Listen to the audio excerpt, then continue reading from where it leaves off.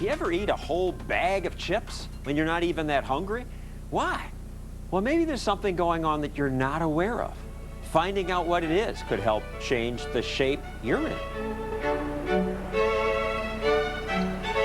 At Cornell University, diners head for lunch at what looks like a restaurant but is really a lab where students prepare to observe them as they eat. The diners are guinea pigs for research to uncover the secrets of our eating habits. There's pasta alla bolognese. Check out this test. You can take as much as you want. On this day, they tell the test subjects, you can have a free meal if you simply rate the food for us. Have a good lunch. Then the man in a blue shirt, acting as a waiter, says, "Go ahead and get some water over there and I'll bring you right over." That's an excuse for him to take the plate and secretly weigh it. There's a scale under that flowered cloth before bringing it to the diner and then doing this unappetizing thing. That's gross. To diner after diner. I'll get you another plate. I don't feel comfortable like getting this to you. That gets them to take a second plate and serve themselves again. But the trick is that the second plate is bigger. Enjoy. This test is not about rating the food, it's about whether people take less food when they have smaller plates. This woman thought she put more food in a smaller bowl. I actually noticed I put more in the smaller pasta bowl than I did in the larger plate. But the opposite was true. She and most everyone put 25% more food on the bigger plates. We're not aware of what we're eating? Oh, it's amazing. We eat with our eyes, not with our stomach. Food psychology professor Brian Wansink runs the lab that's been doing this research. And now he's written up the results in a book aptly called Mindless Eating. We really don't pay much attention to what we eat or how much we eat. Well, I think I'm paying attention. I'm sure concentrating while I'm shoveling it in. Well, most people believe that we know when we're full. Well, we don't really know when we're full. So use small plates? Oh, absolutely, because these are mindless ways to actually control how much we eat. His tests also found that people pour less liquid into tall, skinny glasses than short, wide ones. Would even a professional bartender fall for that?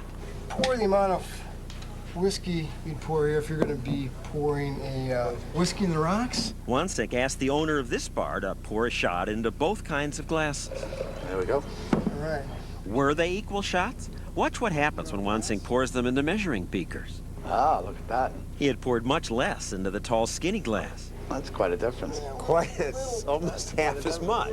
In fact, when Wansink asked dozens of bartenders to pour, they averaged a third more liquor in the short, fat glasses. I guess I'm gonna have to buy more taller glasses. We've got all sorts of leftovers from the week of shooting. For another test, during a marketing class, Wansink passed out bags of wheat thins, telling the students they're leftovers. Help yourself. Make it eat breakfast if you wish. In truth, his researchers had carefully created different kinds of bags, weighing them and putting 44 wheat thins in some bags, 11 in others. Half the class got one big bag, the other half 4 separate bags of 11 each. If you can bring your wheat thins down to the front here, we'll pick up your questionnaire, and we'll also want to take a look at weighing your wheat thins.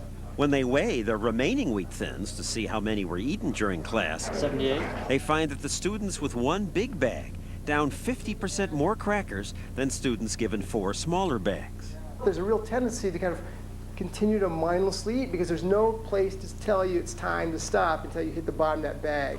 Okay. When people are distracted, we often eat like dogs that keep chewing as long as there's food in front of them. Our nature is to eat as much as we can, as fast as we can. It's something to think about, he says, when you're watching TV. Don't bring in the full bag of junk food. Just put some in a bowl. Then you have a stopping point. You have to get up if you want more. Most people believe they overeat because they are really, really, really hungry or because the food is really, really, really good. What we find is that these two things are probably the last things that influence how much a person usually eats. What we see is a bigger influence. For this test, he offers people jelly beans and M&Ms. I haven't had my chocolate yet today, so. After dozens of tries, he's found that when you alter the snacks so there's less variety, people eat much less. In this test, on his own marketing students, snacks were put against the wall, and on one wall, the jelly beans and M&Ms are separated by color. So instead of that appealing variety, you get just, say, blue M&Ms. Just changing the colors of M&Ms ends up increasing how much people take by about 50 to 70%. And this even works on your students who know you're doing a test. This works on everything. That's why these cues are so powerful that even when we know these, we end up getting tricked. It's why people eat more at buffets, he says. Seeing so many choices makes us eat more. Also, get this, just changing food names changes how much we'll eat. At a school cafeteria, they did things like relabeling beef chili Grandma's Rich Beef Chili. Vegetable chili became Garden Fresh Vegetable Chili. Macaroni and cheese, creamy macaroni and cheese. Students bought 27% more of the fancier named foods. We had people not only buy more, but afterwards, when we asked them to rate how well they liked the food, they rated it as tremendously more tasty. Even kids actually ate their dreaded peas when Wansink relabeled them Power Peas, and they drank much more vegetable juice when it was renamed a Rainforest Smoothie. It's unbelievable how suggestible our taste is. I'm Brian Wansink. To demonstrate that, Wansink tricked some of our own staff, 7 of 2020's college interns. First, he added some chocolate sauce to vanilla yogurt. Then he told the students, We're going to be doing a little strawberry yogurt taste test. Okay.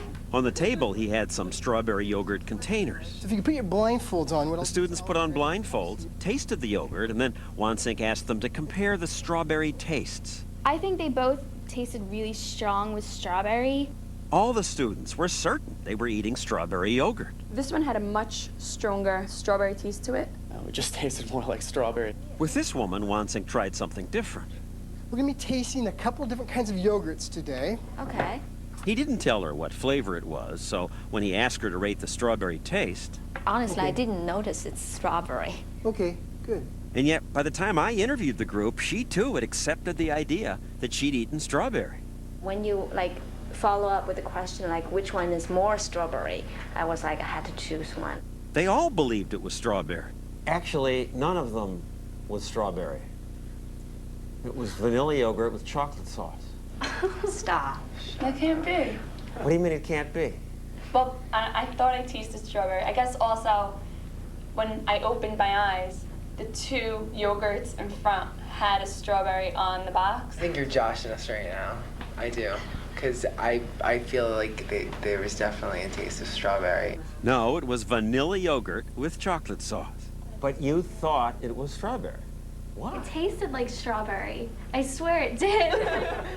The moral to these stories, says Wansink, is that we are much less taste sensitive than we think we are. We don't want to really believe that we are duped or fooled by something as simple as the little bitty cues around us in the environment. Instead of letting those cues rule us, he says we'll eat less food if we just do things like slow down the pace at the dinner table, use chopsticks with Chinese food, for example, or if we put snacks in smaller bags so there's a stopping point, if we use smaller plates, smaller spoons for that ice cream, and tall, skinny glasses for drinks, and if we remember that variety, say at a buffet, leads us to eat more. Just making those little changes, he says, over a year can make a big difference for people. They just say, geez, man, I weighed 15 pounds less than I did last year. Something happened. Must be me.